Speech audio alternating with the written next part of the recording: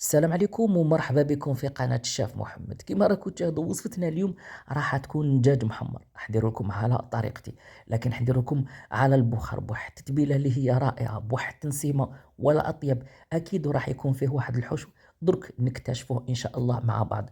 دائما نقول لكم الاكل الصحي هو الاكل اللي لازم نتعودوا عليه في بيوتنا، في مطبخنا. الوصفات لازم دائما يكون عندنا تجديد، ما تكونش عندنا نفس التقنية ولا نفس التوابل دائما. لازم نغامروا، ندخلوا أشياء جديدة ونطوروا من مطبخنا. أكيد كي يتبدل الذوق راح تتبدل الشهية وراح ناكلوا. ما نقعدوش دائما في نفس الأشياء، لازم نزيدوا نطوروا من مطبخنا، من وصفاتنا، ونتعلموا. هذا هو المطبخ الجزائري، شاهدكم في الجنة. كما راكم تلاحظوا هذيك البطاطس الهايلة، هذاك الحشو الرائع ولا أطيب.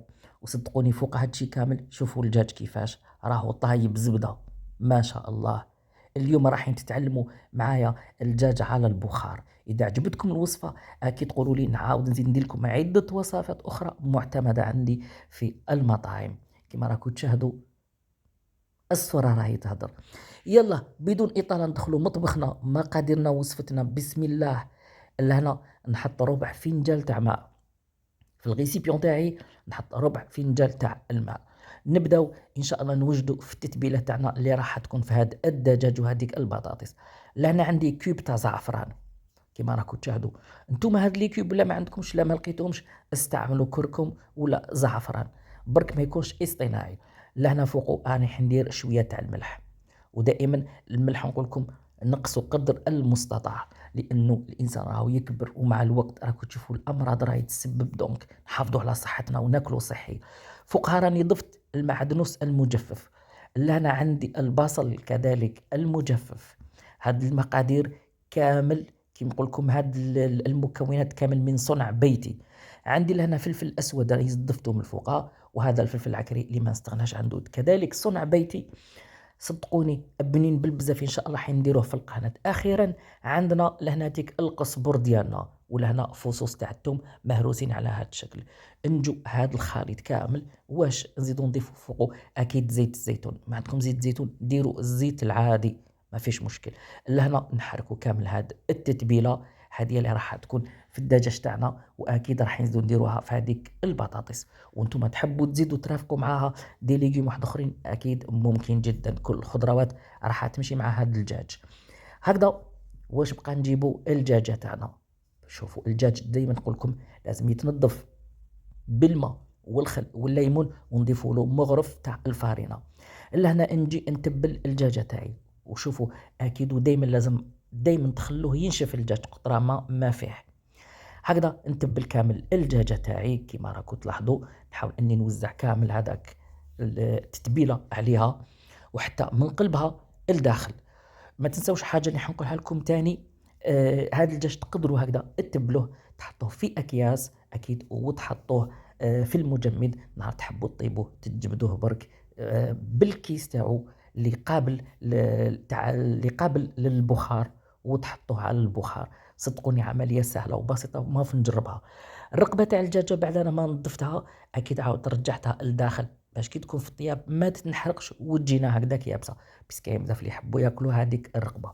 نزيد نعمر التتبيله الداخل مليح، نعطيها حقها الدجاجه بيان كوم يلفو، لانه ديك التتبيله راح يطيب فيها التليتلي.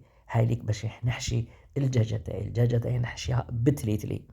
صدقوني حشوه بزاف رائعه، لانه نبدلوا شويه، ماشي كل يوم رز ماشي كل يوم رز. هاوليك التليتلي تاعي انا واش درت، حمصته شويه، من بعد غليته في الماء، غليته 5 دقائق برك، ما خليتوش طاب بزاف، طاب واحد 70 80%. هذيك شوفوا حبه كي نعبزها هكذا، لانه علاش طيبته باش لو كان خليناه شويه خضر راح يدوب لي الحجم تاعو، راح يطرطق لنا الدجاجه تاعنا. لهنا نضيف فوقه بصل اخضر كيما راكم تشاهدوا، والداخل اكيد راهي موجوده التتبيله، راح تزيد له بنه. نجي كامل هدايا اكيد راح نعمر به الدجاجه تاعي. كاينه حاجه تاني نقولها لكم، تقدروا في وسط هدايا هذا التليتلي تقدروا ديروا خضر مرافقه لداخل تاني، راح تجي معكم بنينه. نجي لهنا اكيد اكليل الجبل راح يزيد فيها بنه، وهذيك التنسيمه الرائعه راح نديروا في قلب الدجاجه هكذا.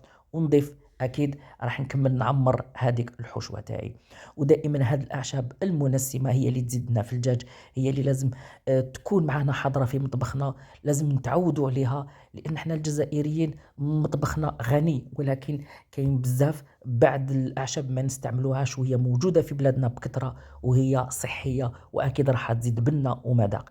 سيرتو اكليل الجبل باش نقول لكم باللي يتمشى مع الدجاج بزاف، يتمشى مع اللحم، يتمشى مع المشاوي. اغتنموا الفرصه كي تصيبوه شروه وردوا لي بالخبر. لهنا اني عمرت كامل الدجاجه تاعي كيما راكم تشاهدوا، درت كامل الكميه. نجي لهنا بان كوردون هكذا ونغلق برك، طريقه بسيطه جدا. اكيد حنا حنديروها كما قلت لكم مع البخار.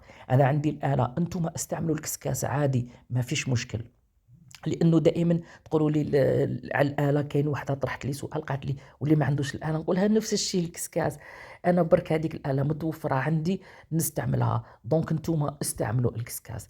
دركا هكذا ما بقى غير الدجاجه تاعنا اكيد نحطوها على البخار. شوفوا هنا واش درت. عندي شطبات تاع كرافس، عندي شطبات تاع المعدنوس اللي راكم تشاهدوا فيهم، عندي من تحت ورقه تاع السلق، عندي شطبه تاع الغوماران.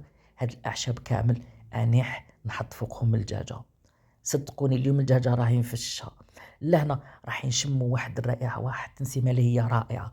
لهنا ما نحطوهاش على ظهرها، لانه الظهر راكم تعرفوا يطيب بالخف، نحطوها على صدرها باش يطيب لنا، لانه هذاك لابارتي اللي يكون فيها الابيض هي اللي راح تطول معنا شويه. لهنا ما بقى لي غير نزيد فوقها شطيبه تاع الزعيطره هكا، وتكون كامل الاعشاب راهي واجده وحاضره معنا. نغطيها ونحطها على البخار، وصدقوني بلي مش راح تطول، راح تدي معنا 35 دقيقه. لان هاي ليك البطاطس تاعي كيما راكم تشاهدوا، غسلتها وقطعتها على هذا الشكل اكيد، ونشفتها. دائما نقول لكم نشفوها ما تخلوهاش بالماء. التتبيله اللي بقات لي من الدجاج راح نضيفها فوقها ونتبل بها هاد البطاطا. لكن البطاطا ما نديرهاش دركا مع الدجاج لانه راح تطيب لي بسرعه. كي نشوف قعدت لي 10 دقائق 15 دقيقه باش طيب لي الدجاجه، اكيد راح نحط البطاطا معها تكمل الطيب. وهكذا ونزيد لها شويه تاع الزعتره من الفوق اللي حتزيد فيها تنسيمه، راح تجي بزاف بنينه. وتقدروا مع هاد البطاطا تزيدوا ديروا لوبيا مشطوط، تقدروا ديروا جزر، اي حاجه من الخضر راح تمشي لكم مع هاد الطبق بزاف بنين. انا نحطها في الثلاجه اكيد ونضربوا طلاع الدجاجه ديالنا. شوفوا المنظر الجميل. الا هنا نخلوها على خاطرها، قلت لكم عطوها وقتها في الطياب وما تطولش اكيد في الطياب.